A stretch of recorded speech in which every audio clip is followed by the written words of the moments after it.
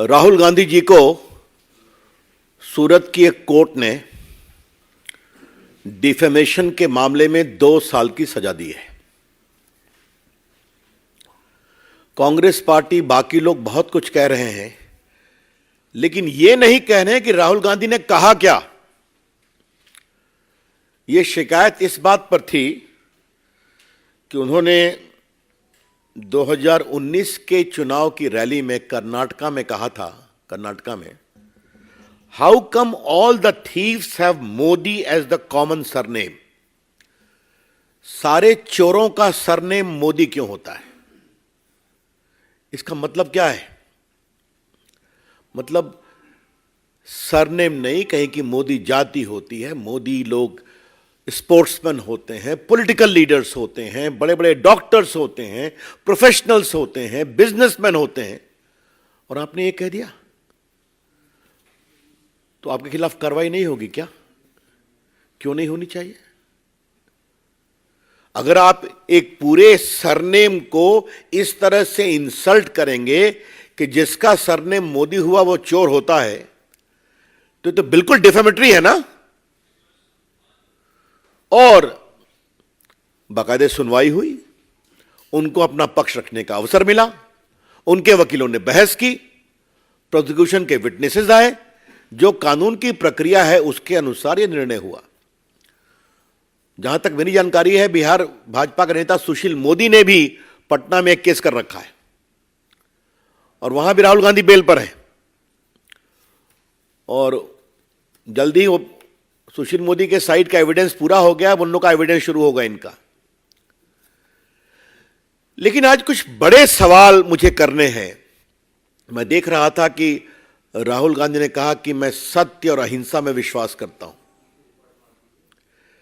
क्या सत्य और अहिंसा में विश्वास करना लोगों को अपमानित करना है? देश को जाति सूचक गाली देना है? जो उन्होंने कहा, मैं उसको दोहरा नहीं सकता, आपके सामने है कि कितनी वो भद्दी बात उन्होंने कही। अगर राहुल गांधी को अपने जिद से लोगों को अपमानित करने का अधिकार है, गाली देने का अधिकार है, तो जो उनकी गाली से दुखित हैं, पीड़ित हैं, उनको कोर्ट में डिफेमेशन केस करने का अधिकार है। The law of India is that if an individual or an organization has been defamed by defamatory comment, by abuses, by scurrilous comments, by scandalous comments, then he has got the right to seek redress. क्या Congress party को इस पर भी परेशानी है क्या कि वो चाहते हैं कि राहुल गांधी को कंप्लीट फ्रीडम दिया जाए, वो गाली पढ़ते रहें? ये तो नहीं हो सकता ना। अगर देश में कानून का राज है तो कानून का राज चलेगा। इसलिए आज मुझे सबसे आश्चर्य लगा उनके राष्ट्रीय अध्यक्ष खरगे साहब के कमेंट पर। क्या कह गए कि कोर्ट को बार बार बदला गया। You don't trust the court also. Congress party एक न्यायपालिका को भी अपने जेब में रखना चाहती है। खरगे साहब कांग्रेस पार्टी के राष्ट्रीय अध्यक्ष हैं।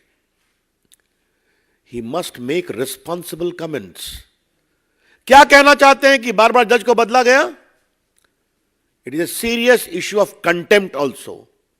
आपको सजा हुई, आप अपील में जाइए, अपनी बात कहिए, बेल आपको मिल चुका है टेम्पररी, आप जाइए अपील में। ये आप कैसे कर सकते हैं? और राहुल गांधी ने कोई पहली बात तो नहीं कहा है। याद करिए, राफेल के मामले पर इन्होंने सुप्रीम कोर्ट के बारे में भी टिप्पणी की थी और बाद में माफी मांगा इन्होंने। इस पर हम चर्चा कर चुके हैं। तो आलोचना का हम सम्मान करते हैं, राहुल गांधी आलोचना नहीं करते। राहुल गांधी देश को बदनाम करते हैं, जनतंत्र को बदनाम करते हैं, और देश की जनता को भी बदनाम करते हैं। अब जैसे आपको अभी हाल में लंदन गए थे ना, उनकी तो हमने आपको एक ही बात कही कि भारत में लोकतंत्र समाप्त हो गया है और यूरोपियन कंट्रीज को और अमेरिका को इसका नोटिस देना चाहिए। उसकी चर्चा मैंने यहीं से की थी, तो कितना तूफान खड़ा किया गया, मेरे खिलाफ बड़े अपशब्द कहे गए। फिर हमने उनका वीडियो डाल दिया आपके सामने, तब कोई जवाब नहीं मिलता। उन्होंने भारत के लोकतंत्र का अपमान विदेशी धरती पर पहली बार नहीं किया है, हमेशा करते हैं, और उनको वोट नहीं मिलता। अभी आसाम में, नॉर्थ ईस्ट में हारे, नागालैंड में हारे, मेघालय में हारे, मिजोरम में हारे, तो फिर कहते हैं कि देश में लोकतंत्र खत्म हो गया। तो the people don't vote for you mister Rahul Gandhi, don't blame the people of India, don't curse the democracy of India. न भारत की जनता का अपमान करें, न देश के लोकतंत्र को पर विलाप करें, यह हम कहना चाहते हैं। अब बताइए उन्होंने क्या क्या कहा। नफरत के बीज बोएंगे। राहुल गांधी विदेश गए तो नफरत के बीज तो बोएंगे ही बोएंगे। लंदन में क्या कह गए, भारत यूनियन ऑफ स्टेट्स है, भारत राष्ट्र नहीं है। तो राष्ट्र की समझदारी राहुल को कितना आपको पता ही है। ये तो बिल्कुल माओइस्ट थिंकिंग है ना, कि भारत कोई देश नहीं है, एक राज्यों का समूह है जिसको संवैधानिक दबाव में एक रखा गया है। अब बाकी मैंने कह दिया, भारत के लोकतंत्र पर हमले हो रहे हैं, भारत की आवाज दबा दी गई है। उसके बाद उन्होंने क्या कहा, कश्मीर एक बहुत ही हिंसक राज्य है, जबकि वहां हिंसा कम हुई है, वो तिरंगा फहरा करके आए। पुलवामा हमले को उन्होंने लंदन मार्च में कहा कि वो कार धमाका था, कार धमाका, शहीदों का अपमान किया उन्होंने। फिर कहा विपक्षी नेताओं के फोन पर पेगासस लगे हुए हैं, सुप्रीम कोर्ट ने कहा अपना फोन तो दे दीजिए आप, तो देने की हिम्मत नहीं हुई। और चीन की तारीफ तो जो उन्होंने किया, आपने देखा ही, चीन सद्भावना बड़ा देश है। 22 में क्या कहा था लंदन में, देश में मिट्टी का तेल छिड़क दिया गया है, चिंगारी की जरूरत है। और कहा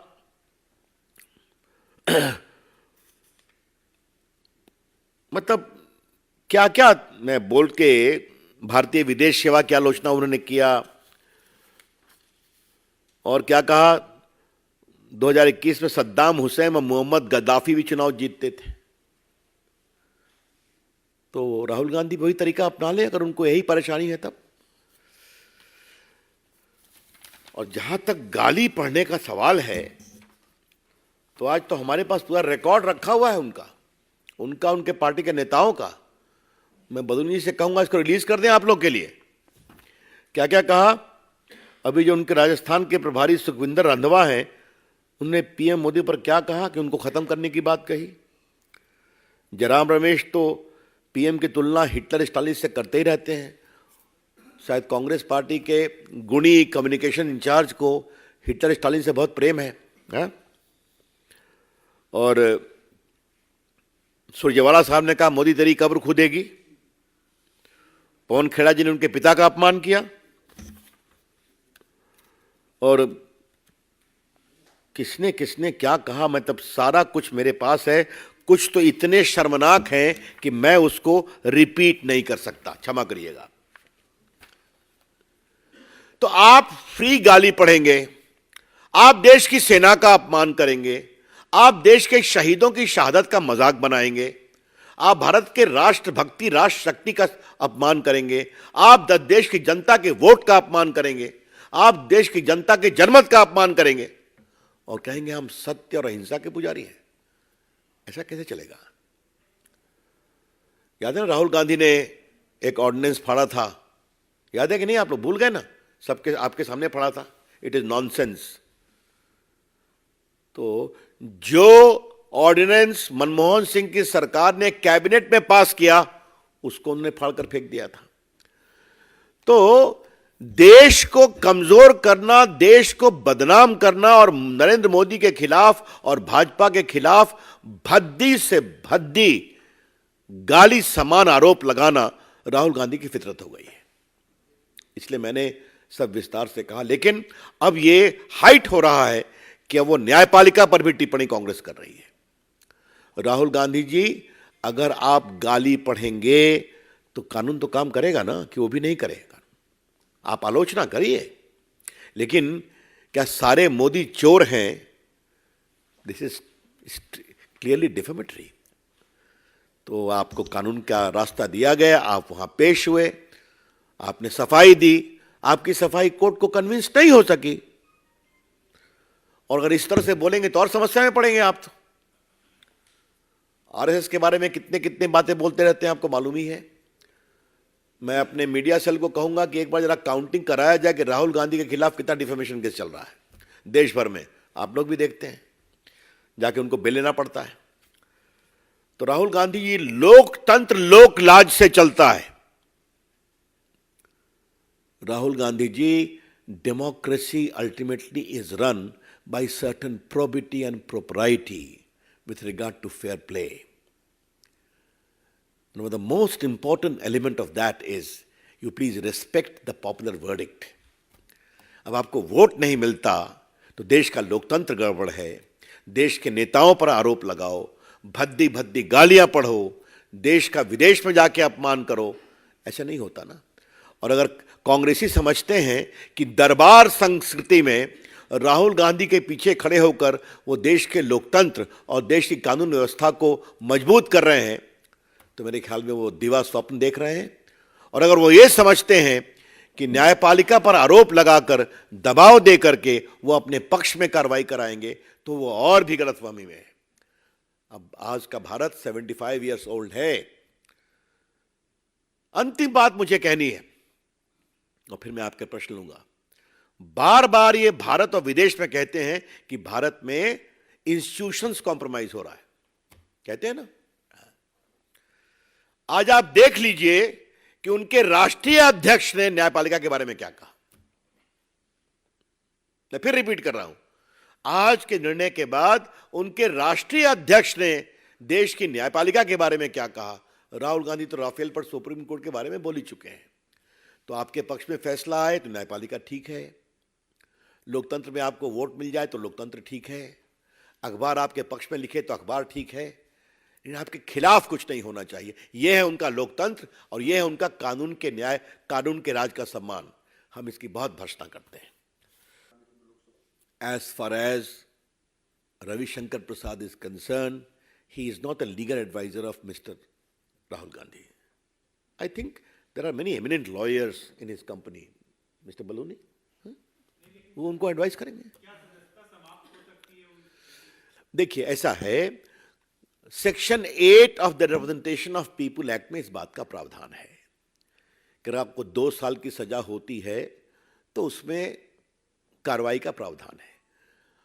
अपील के लिए आपको वक्त मिलेगा, जो स्टे करते हैं उसके बाद, वो समय सीमा खत्म होने के बाद। उसके बाद कई ऐसे भी प्रिवेंशन ऑफ करप्शन एक्ट है, होर्डिंग है, भारत के प्रतीकों का अपमान है, उसमें आपको सजा कुछ भी हो लेकिन आप डिस्क्वालीफाई होंगे। अब ये निर्णय स्पीकर का है, मुझे उस पर कुछ नहीं कहना है। मैंने इसका क्या जवाब मैं दूं भाई? हम पर आरोप लगाने के बजाय कांग्रेस के नेता अपनी पार्टी का और अपने नेता का बहुत बड़ा हित करेंगे अगर वो उनको समझाएं कि वो क्या बोले, सोच समझ कर बोले। वो छोटे व्यक्ति नहीं है ना, वो कांग्रेस के राष्ट्रीय अध्यक्ष रहे हैं ना। हमेशा भविष्य के प्रधानमंत्री के रूप में कांग्रेस उनको पेश करती है, बार बार उनको पैकेज, रिपैकेज, सुपर पैकेज करती है। तो करती है तो करे, उनका निजी मामला है, लेकिन थोड़ा ये भी तो समझाए क्या बोलना, कैसे बोलना, किन शब्दों का प्रयोग करना, ये तो वो नहीं देखते हैं। इसे कहते हैं शुद्ध भाषा में दरबारी संस्कृति। बहन के भाई के प्रति प्रेम के बनी हुई टिप्पणी पर मुझे कुछ नहीं कहना है। आप केस करिए, बहुत लोगों ने केस किया है ना।